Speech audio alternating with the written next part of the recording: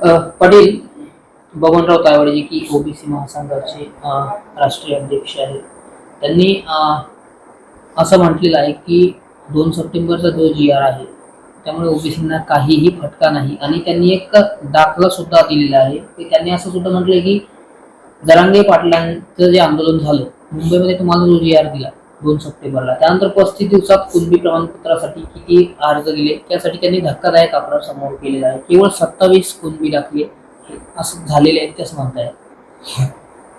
नाही, त्यांनी जर सांगितलं ना याच्यामुळे ओबीसीला धक्का लागत नाही, तर ओबीसीच्या नेत्याने समजून घेतलं पाहिजे ना. ती ज्येष्ठ आहेत ना, तर त्यांचं ऐकलं पाहिजे. त्यांचा पण अभ्यास आहे, ऐकलं पाहिजे. सगळे याचे का फेचे का माल घेतला पाहिजे, मोर्चाने काढले पाहिजे मराठींच्या विरोधात. आणि जो काय आकडा आहे करतील ना अर्ज मराठी. कुठं चाललाय आता GR निघालाय, ज्याच्या सोयीनुसार जेव्हा तेव्हा ज्याला गरज आहे आवश्यकता आहे त्यावेळेस ते काढतील. त्यात काय अडचण आहे असं काहीच नाही ना. कारण आताच पाऊस पडलाय, प्रचंड संकट मराठवाड्यावर होतं. 80-90% मराठाच शेतकरी आहे. आता इतकं उद्ध्वस्त झालंय स्वतःचे संसार शेतकऱ्यांचे, याच्यातच बेजार होता. त्यामुळे आता करतील हळूहळू अर्ज. आणि याच्याही पुढचं जिथं गाव समिती आहेत त्या अधिकारी याच्यासाठी होते, सर्वे करायला, पंचनामे करायला सगळे, त्यामुळे ते गुंतलेले होते. सगळं होईल, मराठवाड्यातला सगळा मराठा आरक्षणात जाणार. पण ते म्हणतात की 2 सप्टेंबर नंतर 35 दिवसात मराठवाड्यात फक्त 27 अर्ज मान्य झाले. मराठा समाजाला सरसकट प्रमाणपत्र देण्यात आले नसल्याचाही सरकारी पुरावा त्यांनी खेळ दाखवला. सरसकट नाहीच नाही, मराठवाड्यातल्या मराठ्यांचा आहे फक्त, सरसकट नाहीच आहे. गॅजेट मराठवाड्यातल्या मराठा हे सगळा मराठा इथला कुणबी आहे, हे फक्त मराठवाड्यासाठी. सरसकट नाहीच आहे. आम्ही कुठे म्हणतो सरसकट. ओबीसी नेते यामध्ये विरोध करतायत की हा GR रद्द झाला पाहिजे. त्यामध्ये विजय वडेट्टीवार आहेत, छगन भुजबळ आहेत. ते रद्द होत नसतो. एवढं सोपं आहे का? हात लावा म्हणा, मग सांगतो तुम्हाला. टप्पर आहे का कोणाची? एवढं सोपं नाही आहे ते. ओबीसी नेत्यांनी अभ्यास करून वक्तव्य करावं असं सुद्धा बबनराव तायवाडे म्हणतात. बेजबाबदारपणे वक्तव्य करू नये. आणि महत्वाचं म्हणजे ओबीसी तरुणांनी ज्या काही आरक्षणासाठी आत्महत्या केल्या त्याला आरक्षण संपलं असं म्हणणारे जबाबदार आहेत. यांना काय कोणी मेलं काय, आत्महत्या केलंय काय, बलिदान गेले काय, यांना काय देणं घेणं नाही त्याचं. कारण हे यांचं फक्त राजकीय पोळी कशी भाजन हे बघते. ज्यांनी ओबीसीचं आरक्षण घेऊन ओबीसीच वाटोळ केलेले लोक आहेत ते 32% आरक्षण होतं ते सुद्धा तुकडे केले यांनी. स्वतःच्या ओबीसी भावालाच हे भाऊ म्हणत नाहीत, तर बाकीच्यांचं काय यांच्यापाशी. त्याच्यामुळं यांना काय कोणी मेलं काय, राहिलं काय, यांना फक्त मोर्चाला गर्दी लागते.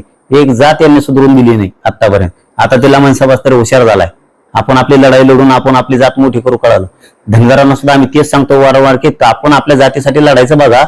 कुठं कोणाच्या नावे लागतात, याच्या मोर्चात जाऊन कुठं मंत्री हेच मंत्री होतोय. आपण आपले लेकरं बाळ मोठं करायचं बघा. प्रत्येक जातीनं आपण आपला लढा उभा करून आपण आपल्या लेकराला मिळून दिलं पाहिजे. अशा ओबीसीच्या नावाखाली 374-75 जाती आहेत, वरच्या 4च जाती आरक्षण खात्यात. 370 जातीला काहीच मिळालं नाही आतापर्यंत, काहीच मिळालं नाही.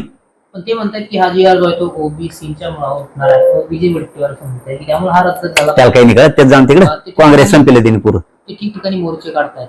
त्यांनी इशारा पुढं ठिकठिकाणी काढत, तिथं जे डबक भरलं त्याचं टमटम भरून नेलं तिने, तेवढं नागपूरला एक आणि त्या टमटमातून उतरले तेवढेच बसलं, हाणल्या उड्या उलशिकन आलं माघारी. तेव्हापासून काळा पडला ते. तुम्ही बघितलं त्याला अशा ते बिचारा काळा पडला. चांगला माणूस होता ती वडंटवार. इथं आला तर अंतरवले चांगला बोलत होता, मराठ्याला आरक्षण मिळालं पाहिजे, मराठवाड्यातले हक्काच्या मुंडी. आता मराठवाड्याचं गॅजेट आहे, गरीब लोक आहेत मराठवाड्यात, यांना आरक्षण मिळालं, चांगलं बोलत होता. मग इथं गेल्यावर काय त्याला माथ्यासोड उठला काय माहित. दुटप्पी भूमिका आहे असं वाटतं. दुटप्पी नाही म्हणतात, माथ्यासोड उठला त्याला सत्तेचा. कारण ते मराठ्यांनी आता खासदारला निवडून दिले त्याच्यामुळे ते झालं पावसाळ्यावणी. ते चांगला माणूस होता, कमून असं झाला काहीच माहित नाही. 1-2-3 टमटम भरून नेले, बसला ते आपला. सांगण्यावरून ते बोलत असावे.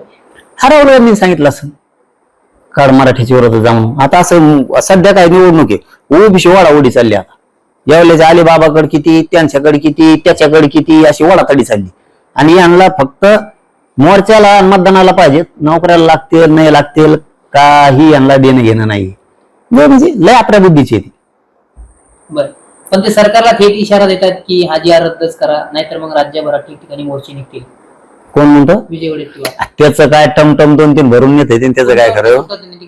मग वाकडं होणार आहे त्याला काय चलन म्हणा. मोठं होण्यासाठी करता येते. काँग्रेस बुडाला टेकलंय पार आता. राहुल गांधीचं ऐकलं. मी सांगतो तुम्हाला, उलट त्या राहुल गांधी साहेबांनी याची अशी कानउघडी करायला पाहिजे होती की तू त्या भुजबळच्या नादी लावून कशाला साफ करून घेतो आपण. बाकीचे नेते नाही का, ओबीसी नेते नाहीत काँग्रेसमध्ये, नाहीत.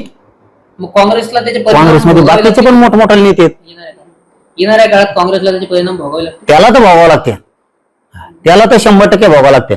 बाकीचे आमच्या विरोधात बोललेच नाही काँग्रेसचे. जो बोलला त्याचाच कार्यक्रम लावायला लागतो आता. गावासरची किडे नको रगडायचे. नाही, मध्यंतरी काळात बाकीचे काँग्रेसवाले त्यांचं म्हणणं आहे ना, गरीब मराठ्याला मिळालं पाहिजे. त्याच्यासाठी यांनी काय केलं बाकीच्या काँग्रेसच्या नेत्यांनी? ते तर खंबीर आहेत ना आज बी, की त्यांना वाटतं मराठ्याला मिळालं पाहिजे आरक्षण, गोरगरीब मराठ्याला. त्याला एकट्या नासक्या कांद्याला नाही वाटतं आता. त्याच्यासाठी काय करून बसता कुठं? ते काळं पडत तेव्हापासून एक टमटम भरून गेलं तिने तिथं, आणि त्या टमटमातून उतरले, बोललं गेलं, त्यातले अर्धे उठून गेले, जणू गेलं माघारी. पण हा जी आर रद्द व्हावा करावा ही प्रमुख मागणी. काय टप्पर आहे कोणाची? कोण रद्द करतं बघतो ना मी. एवढं सोपं आहे का ते? आणि मी खमके आहे ना इथं, मी खंबीर आहे ना. आता मराठ्याला टेन्शन नव्ह. 4 दिवस लेट, काही दिवस लेट, पण मराठवाड्यातला मराठा ठोत नाही आणि पश्चिम महाराष्ट्रातला एकही मराठा आरक्षणाचा ठोत नाही. ते BJR लागू करून घेणार आहे. आता हे काय करू शकतात? मला लय झालं तर बदनाम, याने होत नाही, फुटत नाही म्हणून. म्हणजे पहिल्यासारखं नाही का आपलं 1.5 वर्षापासून चालू आहे. एखादा व्हिडिओ करा तयार, याचा काहीतरी याची रेकॉर्डिंग करा तयार, टाकून द्या, बदनाम करा. हे फक्त बदनाम करू शकतात. शरण नाही आलं ना एखादा खमक्या, तर मग हे असे बदनाम करतात, डाग लावायचं काम करतात. मी भेट नाही. मी ती व्हिडिओ टाका, तुम्ही 50 टाका, तुम्हाला जसले टाकायचे तसले टाका. हा, मी गरीब मराठ्यापासून बाजूला जात नाही, गरीब मायापासून बी जात नाही. आणि आम्हाला दोघाला एकमेकापासून बाजूला जाऊन चालणार नाही. दुसऱ्यावर विश्वास ठेवून मराठ्यावर आपल्याला जमणार नाही. कुणी काही व्हिडिओ टाकीन, कुणी काही रेकॉर्डिंग टाकीन, त्यांचं वाटलं आपलं गरीब मराठ्याचं होईल. कारण मी प्रामाणिक करतो, मी मॅनेज होत नाही म्हणून मी त्यांना खपत नाही. त्यामुळे हे असले प्रयोग होणार आहेत. आता मी मनाला ठरवून घेतलंय, डाग लागायचे प्रयोग होणार आहेत. कारण ते 2 वर्षापासून त्यांचं चालू आहे. याला व्हिडिओ टाकून बदनाम करायचं, याला रेकॉर्डिंग टाकून बदनाम करायचं, याला मराठ्यापासून बाजू सरकायचं. हे सरकारला की मग आपलं राजकारण व्यवस्थित होतंय आणि मराठी मोठे होणार नाहीत. हे त्यांचं पण आहे आणि मी होऊ देत नाही. टाक, तुला काय कसले बनाय तसे बनव, पण एक ध्यानात ठेव. तू म्हणशील ते फेक अकाउंट टाकीन कशाने टाकून, आता फेक अकाउंटचं सुद्धा लागते. गाठ आमच्या संघ विसरायचं नाही कधीच. हो, तो कोण टाकणारा, तुला जे टाकायचं टाक. तुला मदत करणारी जर नाही पाताळ तो शोधून काढले ना, तर आम्ही मराठीचा अवलाद नाही आमची. तो फक्त करूच. ते काय करणार आहे 2 दिवस आम्हाला कोण ऐकायला यायला लागलं. पहिले देत होत तसं की कुठं व्हिडिओ बनवणार आहेत आणि काय करणार आहेत घाण मग तुम्हाला डाग लावणार आहेत, मग तुम्हाला ते वाईट वाटण, तुम्ही वाईट वाटून घेऊ नका.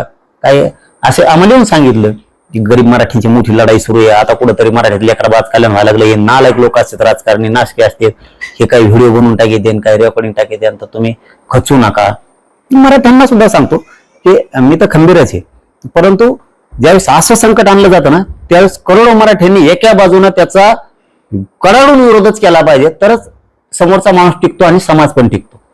हे असले जे नासके लोक येणारच आहेत आणि असले करणारच आहेत. मी काय भेट नाही, तू टाक काय टाकायचं ते, पण एक जणात ठेवी ते विसरू नको. तू कुठे पाताळा, तुला सुट्टी नाही. तू फेकून टाक, तुला कशाहून टाकायचं त्याच्याहून टाक. तू आणि तुला मदत करणारे कोण कोण आहेत, जर पुरे नाही याकडे त्याकडे शोधली माळ, तर मग आम्हाला बी खानदान मराठीचे म्हणू नको. पाटील, उद्या नागपूर नंतर बीडला सुद्धा मोर्चा होईल. हे प्रत्येकाचा अधिकार आहे. लोकशाहीचा अधिकार आहे, जो तो काढतो. आम्ही अशी विरोधक करत नाही. विरोधक करत नाहीत. मराठा समन्वयकांनी बांधवांकडून छगन भुजबळ यांना विरोध होतो. हे बघा, ते त्यांचं वैयक्तिक माहित असं. मराठा समाज असं कधीच करत नाही. मराठा समाज असं कधी कोणाला विरोध करत नाही. कारण आमच्यावरती संस्कारच नाहीत मराठा समाजावरती की कोणाच्या लेकराला विरोध कर. यांच्यावरती संस्कार आहेत. यावेळेस अलिबाबावर नालायक संस्कार आहेत त्यांच्यावरती. लोकांच्या लेकराला मिळू नये म्हणून मोर्चे काढ. आम्ही विरोध करत नाही. आपला असा कचका असतो, विरोध करायचा ना, समोर करणार, मागून वार नाही करणार. मराठ्यांनी जर ठरवलं तुला पाय नाही ठेवून द्या, बिडातच का राज्यात नाही ठेवून देणार. बिडाचा काय विषय घेऊन भरला, तू राज्यात नाही ठेवून देणार. आता ते काय पोरांनी केलं असेल ते आता ते वैयक्तिक त्यांचा मुद्दा आहे. त्यांना किती सांगितलं तरी त्यांच्या ध्यानातही येत नाही. ते त्यांचं वैयक्तिक मत असू शकतं, त्यांनाही भावना आहेत, त्यांचाही वैयक्तिक त्यांना मत मानण्याचा अधिकार आहे. त्याच्यामुळे ते त्यांचं वैयक्तिक मत आहे, त्यांचा वैयक्तिक अधिकार आहे, त्यांनी म्हणले असते. आम्ही असं विरोध नाही करत. लोकशाहीप्रमाणे ज्याला जे करायचं ते करा. गेल्या काही दिवसापासून हा जी रद्द करावा यासाठी ओबीसी नेते एकवटल्याचं चित्र पाहायला मिळते. काय सांगणार तुम्ही त्यांना? कोण एकवटलं? ओबीसी जे नेते आहेत काय ओबीसी ते ओबीसीचे नेते नाही, ते जातीचे आहेत तात्पुरते, थोडे थोडे थोडे थोडे लाभार्थी टोळीचे आहेत. हा, सगळ्या माळ्याला काही देणं घेणं नाही. हा, ही लाभार्थी माळ्याच्या टोळीचा आहे की एक हे टोळीवालाच, बाकीच्याला काही देणं घेणं नाही, धनगराला काही देणं घेणं नाही, कोणत्या ओबीसीला काही देणं घेणं नाही. आणि ओबीसीला कळाला आता यांनी तरी कोणतं मोठं होऊन दिलं कुणाला, तिथे जातीवादी येतं ते काढणार आहे.